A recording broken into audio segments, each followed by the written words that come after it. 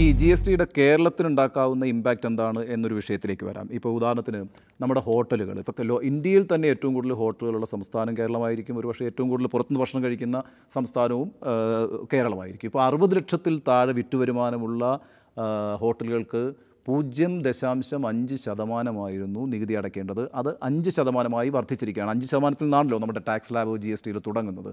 അങ്ങനെ വരുമ്പം വൻതോതിൽ ഹോട്ടൽ ഭക്ഷണത്തിന് വില വർദ്ധിക്കാനുള്ള സാധ്യതയുണ്ട്. ഇമ്മീഡിയറ്റ് ഇമ്പാക്റ്റാണത് കേരളത്തിൽ.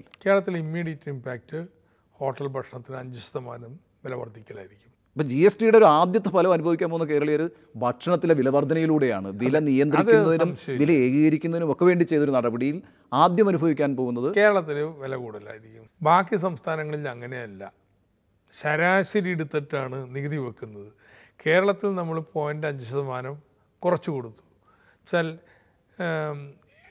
50 ലക്ഷത്തിൽ താഴെ വിറ്റ് വരുമാനമുള്ളതിന് 0.5 ഉള്ളൂ. ഇപ്പോൾ അത് 75 ലക്ഷം വരെ ഉള്ളതിന് 5% ആക്കി. അപ്പോൾ അതാണ് കേരളത്തിന് ഏതാനും ഗൗരവമായിട്ടുള്ള പ്രശ്നങ്ങൾ വരുന്നത്. ഒന്നിത് ആയുർവേദത്തിൻ്റെ നികുതി അലോപ്പതി പോലെ അല്ല, അലോപ്പതിയേക്കാൾ വളരെ കൂടുതലാണ്. അത് വലിയൊരു വിവേചനമാണ്. താങ്കൾ ഉന്നയിച്ചിരുന്നല്ലോ അല്ലേ? പിന്നെ ഇതെല്ലാം നമ്മൾ എഴുതി കൊടുക്കുകയും വാദിക്കുകയും ചെയ്തിട്ടുണ്ട്. ഞാൻ വിചാരിച്ചു ഈ ആയുർവേദം അംഗീകരിക്കപ്പെടുമെന്ന്. അപ്പോൾ അവർക്കത് മനസ്സിലാവുന്നില്ല. പക്ഷെ അത് മാറ്റിവെക്കപ്പെട്ട ലിസ്റ്റിലുള്ളതാണ്. ഇനി പിന്നീട് ഒരു പക്ഷേ അംഗീകരിക്കാൻ ഇനി ഒന്നും കൂടി നോക്കാമെന്നൊക്കെ പറഞ്ഞു. 30 ചെല്ലുമ്പോൾ ഒരു പരിശ്രമം കൂടി അത് നടത്താൻ ഉദ്ദേശിക്കുകയാണ്. മറ്റ് പലതും പറയുമ്പോൾ ബാക്കിയുള്ള ചില സംസ്ഥാനങ്ങൾക്ക് വ്യത്യസ്ത താല്പര്യം ഉണ്ടാവും. ഇപ്പോൾ നമ്മുടെ പ്ലൈവുഡിൻ്റെ കുറക്കണം എന്ന് പറയുമ്പോൾ കരിമ്പിൻ്റെ ചണ്ടി കൊണ്ട് ബോർഡ് ഉണ്ടാക്കുന്നവരുണ്ട്, അവർക്ക് താഴ്ന്ന നികുതിയാണ്. അപ്പോൾ അവർ സമ്മതിക്കത്തില്ല.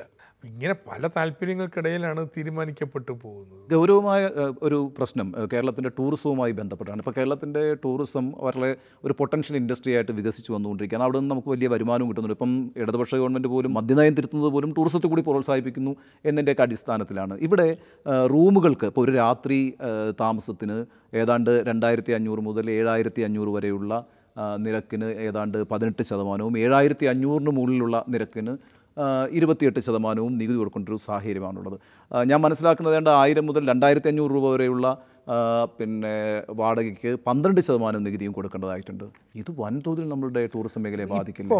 ഇപ്പോൾ ഉള്ള ഹോട്ടലുകളിലെ സർവീസ് ടാക്സും ലക്ഷറി ടാക്സും ചേർക്കുമ്പോൾ ഈ നിരക്ക് വരുന്നുണ്ട്. അല്ല, അത് പഞ്ചനക്ഷത്ര ഹോട്ടലുകൾക്ക് ബാധകമാണ്. താങ്കൾ ഈ പറയുന്ന കാര്യം. അതിന് പഞ്ചനക്ഷത്ര ഹോട്ടലുകളിലല്ല നമ്മുടെ ടൂറിസ്റ്റുകൾ താമസിക്കുന്നത്.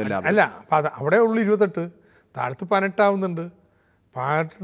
ഏറ്റവും കുറവ് 12%. 1000 മുതൽ 2500 വരെയുള്ള ഈ ആഭ്യന്തര ടൂറിസ്റ്റുകളൊക്കെ പറഞ്ഞത് ശരിയാണ്. ഞാനതും യോജിക്കുന്ന ആളാണ്.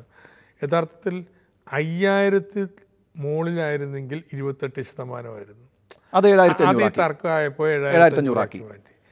അതുപോലെ ഭക്ഷണം ഇത്രയായപ്പോൾ നമ്മുടെ ജമ്മു കാശ്മീർ മന്ത്രി പറഞ്ഞു, അപ്പോൾ ഈ 28% ഭക്ഷണത്തിന് വെച്ചാൽ 5 സ്റ്റാർ ആയിക്കോട്ടെ, എല്ലാവരും തട്ടുകടയിൽ പോയി തിന്നത്തുള്ളൂ. അപ്പോഴാണ് എന്നാൽ ശരി, നമുക്ക് അവിടെ താമസിക്കും. ഭക്ഷണമൊക്കെ ഫാഷനാണല്ലോ പുറത്ത് പോയി തിന്നുന്നത്, അതുകൊണ്ട് അവിടെ ഭക്ഷണം ആരും കഴിക്കാൻ നിൽക്കത്തില്ല എന്ന് പറഞ്ഞപ്പോഴാണ് അതും ഒരു മാറ്റമാണ്. 18% ആക്കി. പക്ഷേ ഇനി അത് ട്രൈ ചെയ്യേണ്ടി വരും. ഇൻഡസ്ട്രി എന്ന നിലക്ക് ഇത് ടേക്കപ്പ് ചെയ്യണം. ടൂറിസം മിനിസ്ട്രി എന്ന് അതിൻ്റെ കത്തുണ്ട്. അങ്ങനെ പലരും അതിൽ ഇടപെട്ടിട്ടുണ്ട്. അല്ല, താങ്കൾക്ക് കൂടുതൽ സമ്മർദ്ദമുണ്ട്. ഇപ്പം ആലപ്പുഴയിൽ നിന്നുള്ള ജനപ്രതിനിധിയാണ്. അവിടുത്തെ ഒരു വലിയ വ്യവസായമാണ് ഈ ഹൗസ് ബോട്ട് എന്ന് പറയുന്നത്. ഹൗസ് ബോട്ടിൻ്റെ കാര്യത്തിൽ എങ്ങനെയായിരിക്കും GST? ഹൗസ് ബോട്ടിൻ്റെ കാര്യത്തിൽ ഇപ്പോഴും നിർവചിക്കപ്പെടാതെ കിടക്കുന്നതിലാണ്. ഞാനതിങ്ങനെ ഫ്ലാഗ് ചെയ്തിട്ടുണ്ട്, ഹൗസ് ബോട്ട് വേണമെന്ന്. നമ്മൾ ജമ്മു കാശ്മീരും നമ്മളും കൂടി ഒരു കോമൺ പൊസിഷൻ എടുക്കാൻ നോക്കുകയാണ് ഹൗസ് ബോട്ടിന് താഴത്തേക്ക് കൊണ്ടുവരാനായിട്ട്. ഇനി ഇപ്പം ഇവിടെ ആയില്ലെങ്കിലും ഞാൻ വിചാരിച്ചു ഈ തിരക്കിനിടയിൽ വാദിച്ച് ഇനി തോൽപ്പിക്കാൻ പറ്റുമെന്ന് അറിയത്തില്ല അവരെ. ആയാലും ഒന്നിനും പെടുത്തിയിട്ടില്ല.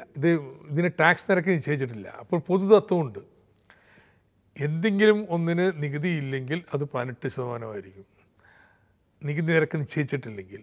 അപ്പോൾ ഹൗസ് ബോട്ടിന് അങ്ങനെ 5%, 12% അല്ല, 18.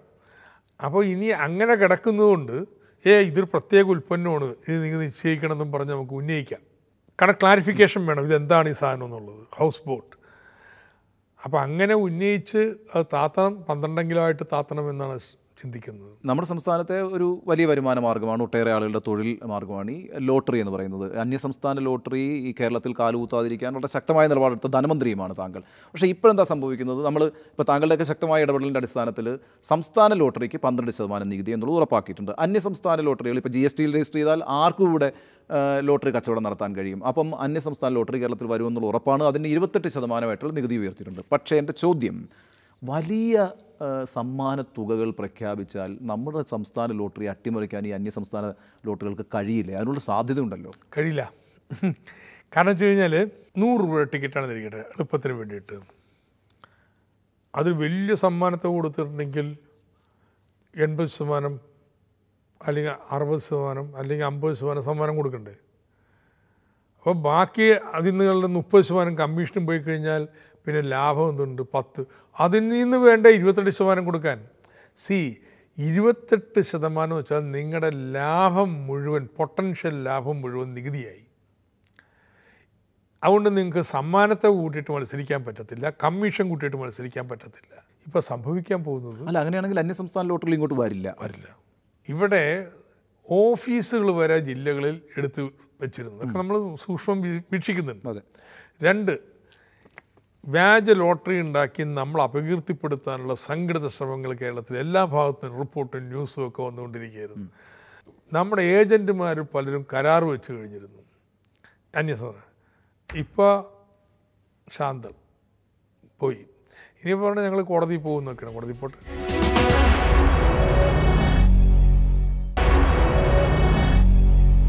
പാല്, പച്ചക്കറി, അതുപോലെ തന്നെ കോഴി ഇറച്ചി, ഇത്തരം കാര്യങ്ങളിലൊക്കെ, അരി, ഇത്തരം കാര്യങ്ങളിലൊക്കെ ഏതാണ്ടൊരു സ്വയം പര്യാപ്തതയിലേക്കൊക്കെ നീങ്ങാൻ കഴിയുന്നൊരു സംസ്ഥാനമാണ് കേരളം. ഇപ്പോൾ കോഴിയിറച്ചിയൊക്കെ നമ്മളുടെ ഉപഭോഗത്തിൻ്റെ ഏതാണ്ടൊരു 70% 60% ഒക്കെ നമ്മൾ തന്നെ ഉണ്ടാക്കുന്നുണ്ട്. പക്ഷേ ഇവിടുത്തെ ഒരു പ്രശ്നം, ഇപ്പോൾ കോഴിയിറച്ചി തന്നെ ഉദാഹരണമായിട്ട് എടുത്തു കഴിഞ്ഞാൽ അതിൻ്റെ ഉൽപ്പാദന ചെലവ് കേരളത്തിൽ വളരെ കൂടുതലാണ്. ഇപ്പോൾ ഒരു കിലോയ്ക്ക് 45-50 രൂപയൊക്കെ ഒരുപാട് ലേബർ കോസ്റ്റ് കൂടുതലായിരിക്കുന്നുണ്ട്. അതേസമയം നമ്മുടെ തൊട്ടടുത്ത സംസ്ഥാനമായിട്ടുള്ള തമിഴ്നാട്ടിൽ ലേബർ കോസ്റ്റ് കുറവായിട്ടുള്ളതുകൊണ്ട് അവർക്കൊരു 25 രൂപയ്ക്ക് 30 രൂപയ്ക്കൊക്കെ ഇത് ഉൽപ്പാദിപ്പിക്കാൻ കഴിയും. എൻ്റെ ചോദ്യം, ഈ സാധനങ്ങളെല്ലാം കേരളത്തിലേക്ക് ഇങ്ങോട്ടേക്ക് സുഗമമായി ഒഴുകിയെത്തിയാൽ, അതായത് ഇനി നിങ്ങൾക്ക് ചെക്ക് പോസ്റ്റിൽ ഇവർക്ക് നികുതിയൊന്നും നൽകാൻ കഴിയില്ല, അവർക്ക് കുറച്ച് പൈസയ്ക്ക് ഇവിടെ വിൽക്കാൻ കഴിയും, അതും കേരളത്തിന് തിരിച്ചടിയാകും. അതുണ്ടാവും. ഇപ്പോൾ കേരളത്തിലെ ഫാമുകളുണ്ട്, അവർ സബ് കോൺട്രാക്റ്റ് ചെയ്യുന്ന ഫാമുകളുണ്ട്. കാരണം ഇവിടെ നികുതി ഒഴിവാക്കാൻ വേണ്ടിയിട്ടാണ്. ഇനി നടക്കില്ല. ഇനി അവിടെയാണ് ചിലവ് കുറവ്. അവിടെ കോഴി ഉണ്ടാക്കി വളർത്തി ഇറച്ചിയായിട്ട് ഇങ്ങോട്ട് പോരുന്നതായിരിക്കും ലാഭകരം. കേരളത്തിലെ പൗൾട്രി വ്യവസായത്തിന്, ഇറച്ചി പൗൾട്രിക്ക് ഒരു തിരിച്ചടിയാണ് ഈ നികുതി പോകുന്നത്. റബ്ബർ നമ്മുടെ ഒരു വലിയ വരുമാനമാണല്ലോ, അത് ഒട്ടേറെ മനുഷ്യരെ ബാധിക്കുന്ന, കർഷകരെ ബാധിക്കുന്ന ഒരു പ്രശ്നവുമാണ്. എൻ്റെ ചോദ്യം, ഈ നികുതിരഹിത കയറ്റുമതി വെച്ചാൽ അത് റബ്ബറിന് ഗുണം ചെയ്യുമോ ഈ GSTയിൽ? കയറ്റുമതി നമുക്ക് ഗുണം ചെയ്യുമല്ലോ. കാരണം നമ്മൾ എത്ര ശ്രമിച്ചാലും ഇറക്കുമതി നടക്കും. നമ്മുടെ റബ്ബർ ഹയർ ക്വാളിറ്റിയാണ്. ഇന്ന് ടയർ വ്യവസായത്തിന് അത്രയും വലിയ ഹൈ ക്വാളിറ്റി റബ്ബർ വേണമെന്നില്ല.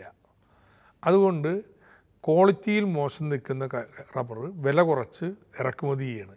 അതുകൊണ്ട് പറയുന്നത് നിങ്ങൾ നല്ല റബ്ബറായതുകൊണ്ട് കയറ്റുമതി ചെയ്യുന്നതാണ്. അപ്പോൾ കയറ്റുമതി ചെയ്യാൻ ഇപ്പോൾ നമുക്ക് വെച്ചാൽ ഒന്നും നികുതിയില്ല. റബ്ബർ കൃഷി ചെയ്തപ്പോൾ അവിടെ കൊടുക്കേണ്ടി വന്ന വളത്തിൻ്റെയൊക്കെ ഇൻപുട്ട് ടാക്സ് പോലും നമുക്ക് ഇളവ് ചെയ്ത് കിട്ടും. അപ്പോൾ ഒരു കൈ നോക്കാം കയറ്റുമതിയുടെ മേൽ. ഇന്നൊരു സാധ്യത ഇനിയിപ്പോൾ നിൽക്കുന്നത് കയറ്റുമതി നമുക്ക് വർദ്ധിപ്പിക്കാൻ പറ്റുമോ നമ്മുടെ സ്പെഷ്യൽ ഗ്രേഡ് റബ്ബറിൻ്റെത് എന്നുള്ളത് പരീക്ഷിച്ച് നോക്കേണ്ടതാണ്. അങ്ങനെ പരീക്ഷ നടത്തുകയാണെങ്കിൽ ഈ GST നമുക്ക് റബ്ബറിന് ഗുണം ചെയ്യും. അങ്ങനെയാണെങ്കിൽ സ്പൈസസിൻ്റെ കാര്യത്തിൽ, അതേപോലെ തന്നെ ടീയുടെയും കോഫിയുടെയൊക്കെ കാര്യത്തിൽ, ഇപ്പം ടീയുടെയും കോഫിയുടെയും കാര്യത്തിൽ 9% നികുതി 5% കുറഞ്ഞിരിക്കുകയാണ്. ഇപ്പം മറൈൻ ഫുഡിൻ്റെ കാര്യത്തിൽ ഇതൊക്കെ എങ്ങനെയാണ് GST ബാധിക്കുക? ഇതെല്ലാം കേരളത്തെ സംബന്ധിച്ചിടത്തോളം വളരെ പ്രധാനപ്പെട്ട മേഖലകളാണ്. പൊതുവിൽ പറഞ്ഞാൽ നമ്മുടെ ഉൽപ്പന്നങ്ങളുടെ നികുതി കുറയുകയാണ് ചെയ്തിട്ടുള്ളത്.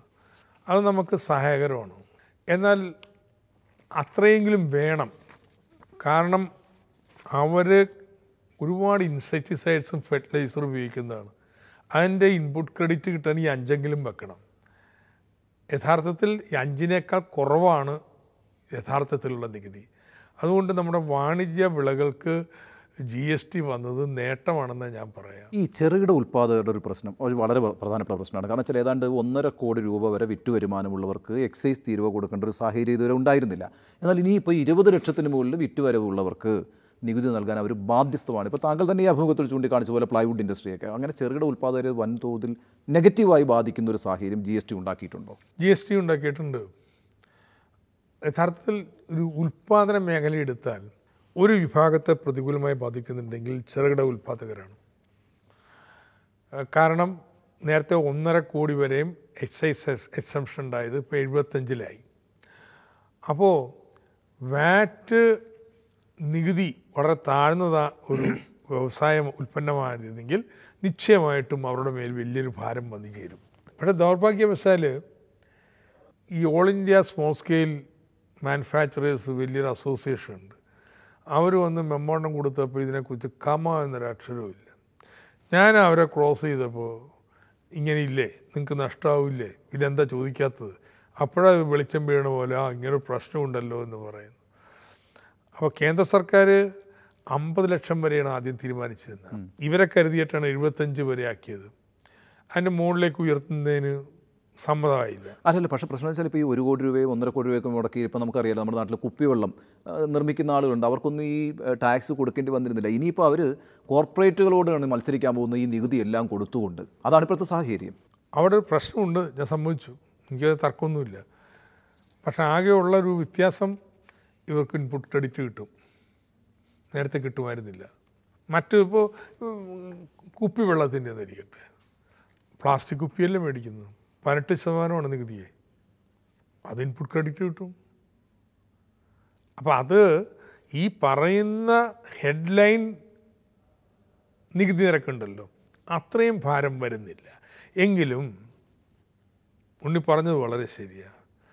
ഒരു ഉൽപ്പാദന മേഖല എടുത്തിട്ട് എവിടെയാണ് തിരിച്ചടി നടത്താൻ പോച്ചാൽ ചെറുകിട മേഖലയ്ക്ക് തിരിച്ചടിയാണ്.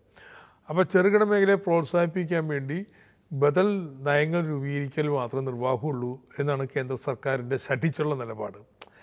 സത്യം എന്താ നടന്നതെന്ന് വെച്ച് കഴിഞ്ഞാൽ ഈ നിരക്കുകൾ നിശ്ചയിച്ചപ്പോൾ ആദ്യം എല്ലാവരും മത്സരിച്ച് നിരക്ക് കുറക്കാൻ ജെയ്റ്റ്ലിയും എല്ലാവരും സമ്മതിച്ചു കൊടുത്തു.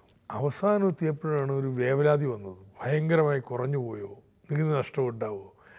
അതോടുകൂടി ഇങ്ങനെ ന്യായമായ കാര്യം വന്നാലും സ്റ്റോൺ വാൾ ചെയ്യുന്ന ഒരു സ്ഥിതിവിശേഷം വന്നു. അതുകൊണ്ടാണ് ഇതൊന്നും കടന്നു പോകാതിരിക്കാൻ പറ്റിയത്. ഈ കൊച്ചി മെട്രോയുടെ ഉദ്ഘാടനത്തിന് പ്രധാനമന്ത്രി വന്നപ്പോൾ സംസ്ഥാനത്തു നിന്നുള്ള മന്ത്രിമാരും മുഖ്യമന്ത്രിയും അദ്ദേഹത്തെ കാണുകയുണ്ടായി. അന്ന് പ്രധാനമന്ത്രി മോഡി തന്നെ താങ്കളുടെ റോളിനെ പ്രകീർത്തിച്ചുകൊണ്ട് താങ്കളുടെ മുഖ്യമന്ത്രിയോട് സംസാരിക്കുകയും ചെയ്തിരുന്നു. ആ അഭിനന്ദനത്തെ താങ്കൾ എങ്ങനെ കാണുന്നു? അതെ, ക്യാബിനറ്റ് നടന്ന കാര്യമല്ലേ. വളരെയധികം നന്ദി.